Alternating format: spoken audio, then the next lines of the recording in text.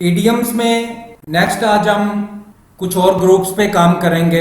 हमने बताया था कि जो ईडियम्स हैं इनको कोशिश ये करते हैं कि एक सिमिलर मीनिंग वाले जो ईडियम्स हैं उनको एक ही सेशन में आपको कवर करना चाहिए ताकि सिमिलर मीनिंग्स वाले जो ईडियम्स हैं वो माइंड में आपके एक जगह पे स्टोर रहें।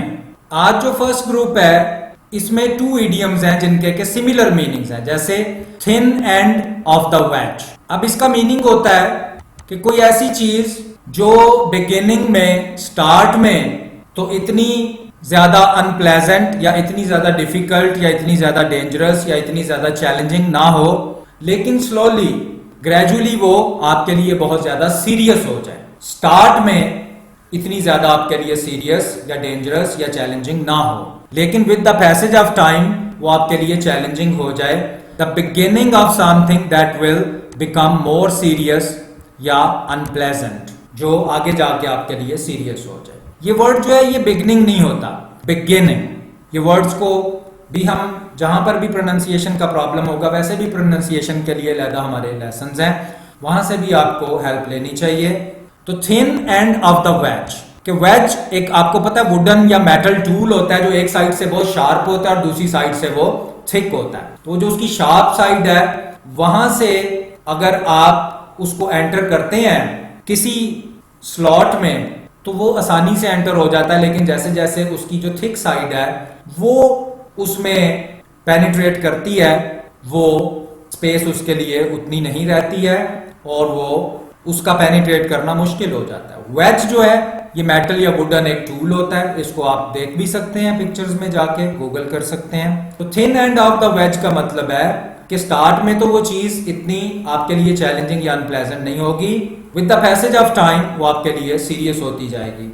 अब अगर हम इसका सेंटेंस ये बनाते हैं कि this price hike is just the thin end of the veg, कि ये जो प्राइस का बढ़ना है ये अभी किसी मुश्किल का स्टार्ट है। अभी तो मुश्किल नहीं है लेकिन आगे जाके मुश्किल हो जाएगा। लेकिन ये जो मीनिंग इस इडियम का है वो इस सेंटेंस में ज्यादा क्लियर नहीं हो रहा कि अभी तो ये चीज इतनी चैलेंजिंग नहीं है लेकिन आगे जाके हो जाएगी। ये मीनिंग इस सेंटेंस में ज्यादा क्लियर नहीं हो रहा।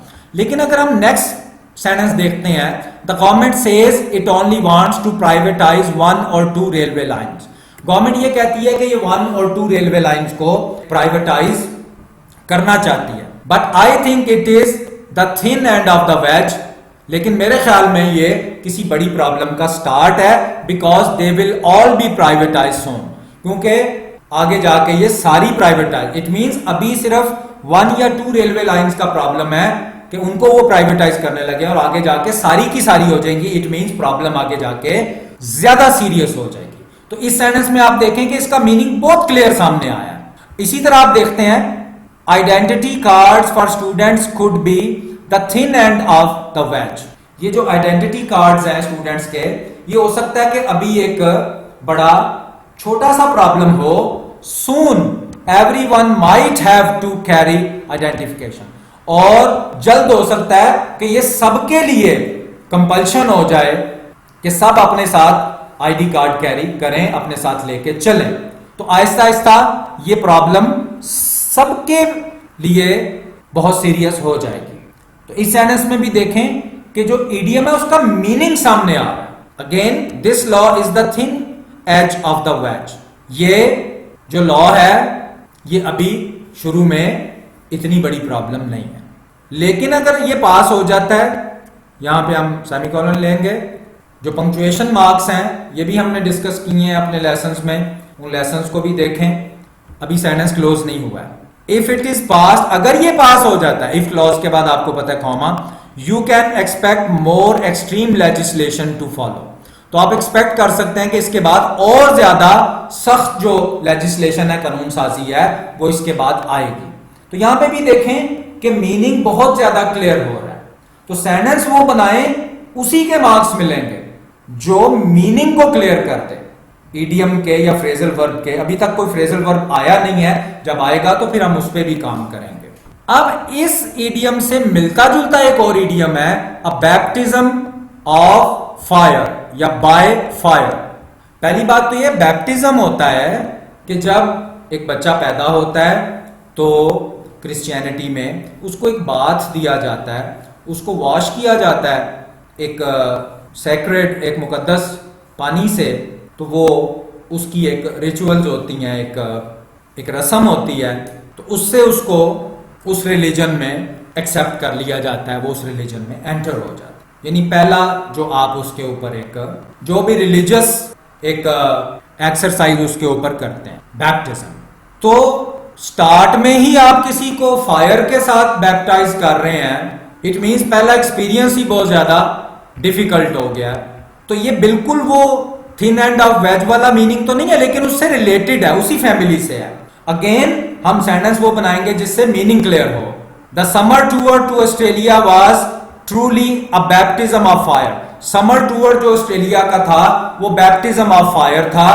तो इससे मीनिंग क्लियर नहीं हुआ कि क्या इसका मीनिंग होता है, कोई नेगेटिव मीनिंग है, पॉजिटिव मीनिंग है। लेकिन नेक्स्ट सेंटेंस में हम देखते हैं, I was given $1 million project to manage in my first. पहले ही मंथ मुझे $1 मिलियन का प्रोजेक्ट मिल गया, मतलब पहले ही मेरे लिए बहुत मुश्किल कर दिया गया, चैलेंज मुझे दे दिया गया। It was a real baptism of fire. तो ये रियल बैप्टिज्म ऑफ फायर यानी पहली असाइनमेंट ही, पहला स्टेप ही मुझे बहुत मुश्किल दे दिया गया। तो इसमें देखें कि मीनिंग कितना क्लियर होकर सामने आ रहा है। सेकंड ग्रुप है जिसमें सिमिलर मीनिंग वाले 2 इडियम्स हैं। अगर आपको इस ग्रुप में कोई और इडियम भी मिले जो इन जैसा मीनिंग रखता हो तो वो भी आप अपने पास नोट कर सकते हैं अपने नोट्स के अंदर। हमारी रिसर्च के मुताबिक अभी ये 2 इडियम्स ही मिले हैं जो ऑलमोस्ट सेम मीनिंग रखते हैं, सिमिलर, ऑलमोस्ट सिमिलर मीनिंग्स हैं। फर्स्ट है इस ग्रुप में, सेकंड ग्रुप में, at one's beck and call, किसी के हुक्म का इंतजार करते रहना। जैसे कोई सर्वेंट होता है, मुलाजिम होता है, वो अपने मालिक को हर वक्त देखता रहता है कि कब ये कोई हुक्म करे और मैं उसके ऊपर एक्शन लूं और वो मैं जो भी ये कहें वो मैं करके दूं। हर वक्त मतलब उसके हुक्म पर तैयार रहना। तो मीनिंग क्या है? कंप्लीटली कंप्लायंट और ओबीडियंट टू अनदर पर्सन। किसी के हुक्म का इंतजार, उसके लिए बड़ा ओबीडियंट होके वेट करते रहना कि ये कब हमें कोई हुक्म दे और हम वो माने। Catering to one's every need, किसी की कोई भी जरूरत है वो फौरन पूरी करने के लिए तैयार रहना। तो ये होता है किसी के हुक्म का मुंतजिर रहना, इंतजार करते रहना। जैसे आप एग्जाम्पल, जैसे सर्वेंट है वो अपने मास्टर को, अपने मालिक को देखता रहता है कि कब ये कोई हुक्म करे और मैं जो ये चीज कहें वो मैं करके दूं इनको। अब अगर आपने सीधा कोई सेंटेंस बनाना है तो उसमें मीनिंग क्लियर नहीं होगा। She is at the back and call of the committee, वो कमेटी की बैक एंड कॉल पर रहती है। अब इसमें तो कोई मीनिंग नहीं सामने आया, तो हम सेंटेंस ऐसा लेंगे जिससे मीनिंग भी इमर्ज हो। She was confined to a wheelchair, वो एक व्हील चेयर तक कन्फाइंड हो गई थी, लिमिटेड हो गई थी, महदूद हो गई थी। But had a private nurse, लेकिन उसके पास एक प्राइवेट नर्स थी at her back and call, जो हर वक्त उसके जो भी जरूरत है वो पूरी करने के लिए रेडी रहती थी, in case she needed anything any time. तो वैसे तो वो व्हील चेयर तक लिमिटेड हो गई थी, लेकिन उसके हुक्म पर अमल करने के लिए हर वक्त एक नर्स होती थी जो किसी भी वक्त उसकी जो भी चीज चाहती थी उसको वो प्रोवाइड करने की पोजीशन में होती थी। तो at one's beck and call, किसी के हुक्म पर हर वक्त अमल करने के लिए रेडी रहना। इसी से मिलता जुलता एक है, यानी इस फैमिली का आप कह सकते हैं, रिलेटेड कह सकते हैं, wrap someone around one's little finger, किसी को अपने, जैसे आप कहते हैं ना, किसी को अपने इशारों पे नचाना, किसी को अपने हुक्म के मुताबिक उसको गाइड करना या उसको कंट्रोल करना। To completely charm another person, किसी को शीशे में उतार लेना। एज इफ, जैसे the other person is under your spell, कि जैसे वो आपके जादू में आ गया हो।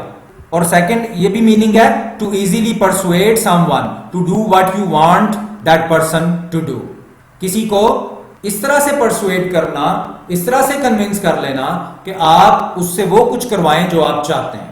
तो अपने इशारों पे उसको चलाना, शीशे में उतार लेना, अपनी हर बात किसी से मनवाना। He could wrap his boss around his little finger। अब इससे देखें कोई मीनिंग नहीं क्लियर हो रहा कि इस इडियम का क्या मीनिंग है। लेकिन नेक्स्ट में अगर आप देखें, द स्पॉइल्ड लिटिल ब्रैट, छोटा बिगड़ा हुआ जो बच्चा था, लड़का था, या has completely wrapped his parents around his little finger, वो कंप्लीटली अपने पेरेंट्स को अपने इशारों पे चलाता है।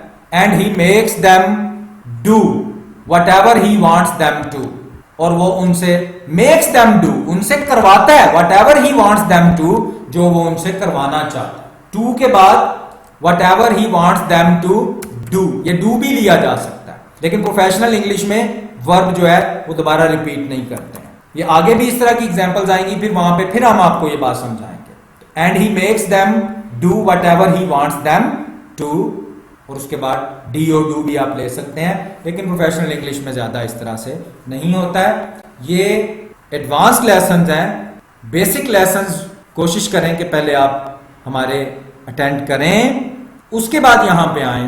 तो आपने देखा कि ये at one's beck and call and wrap someone around one's little finger, ये इडियम्स जो हैं ये बहुत प्रोफेशनल हैं और ये आपको बहुत अच्छी जो राइटिंग है उनमें ये मिलेंगे भी, और किसी स्टेट लेवल का जो एग्जाम है उसमें भी ये क्वेश्चंस आते हैं कि इडियम्स के आपने सेंटेंसेस कंपोज करके देने होते हैं। नेक्स्ट जो इडियम है वो कोई ग्रुप नहीं है, वो सिंगल एक इडियम है, इस ग्रुप में कोई और इडियम सामने नहीं आया है, तो इसको हम सिंगल कोई बस करेंगे।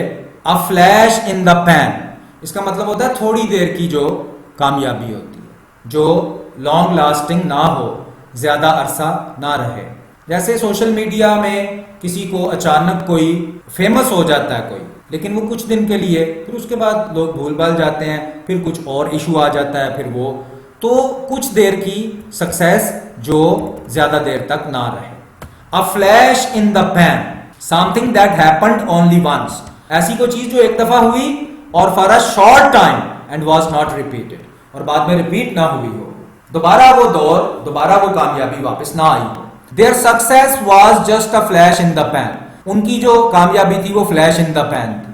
अब फ्लैश इन द पैन का तो यहाँ पे मीनिंग सामने नहीं आ रहा है। फ्लैश इन द पैन का हो सकता है मीनिंग हो कि उनकी सक्सेस बड़ी परमानेंट थी, आप कुछ भी मीनिंग ले लें फ्लैश इन द पैन का, तो सेंटेंस ऐसा बनाना है कि जिससे मीनिंग अपने आप सामने आ जाए। अब आप देखें, the band was just a flash in the pan with only one hit in 2003, वो जो बैंड था, म्यूजिकल बैंड था, 2003 में बस एक ही उनको हिट मिला था, एक ही दफा हिट हुआ, और फ्लैश इन द पैन वो उनकी कामयाबी कैसी थी, इसका मीनिंग आपको यहां पे समझ। And was never heard of again, और दोबारा उस बैंड के बारे में कभी सुना भी नहीं गया था। It means flash in the pan, अगर दोबारा नहीं सुना गया तो फ्लैश इन द पैन का फिर क्या मीनिंग हो गया कि वो कामयाबी दोबारा वापस नहीं आई थोड़ी देर के लिए। तो आप देखें कि ये जो एक छोटा सा फ्रेज है वो इसके मीनिंग को ज्यादा क्लियर कर रहा है। ये एक प्रोफेशनल सेंटेंस है, और हम सेंटेंसेस जो है बड़े ऑथेंटिक सोर्स से लेते हैं। आप भी जब जो ऑथेंटिक डिक्शनरीज हैं उनमें से ये हम रिसर्च करके लेते हैं। तो इन लेसन्स में हम आपका टाइम सेव करते हैं कि अगर आप रिसर्च करके इनके प्रोफेशनल इडियम्स ढूंढते तो हो सकता है कि आप ये जो रेड वाले हैं ये कहीं से ढूंढ के लिख देते। तो हम आपको वो सेंटेंसेस दे रहे हैं जो एक्सेप्टेबल है, जिनसे जो मीनिंग है वो क्लियर होकर सामने आता है, और इसी तरह के सेंटेंसेस आपने करने हैं। जब आप इंग्लिश थोड़ी सी आपकी और अच्छी हो जाए तो फिर आप इस तरह के सेंटेंसेस खुद भी कंपोज कर सकते हैं जिनमें मीनिंग बहुत क्लियर होकर सामने आए, और यही रिक्वायरमेंट होती है एग्जाम में कि इस इडियम का वो सेंटेंस हमें कंपोज करके दें जिससे मीनिंग जो है वो क्लियर हो जाए।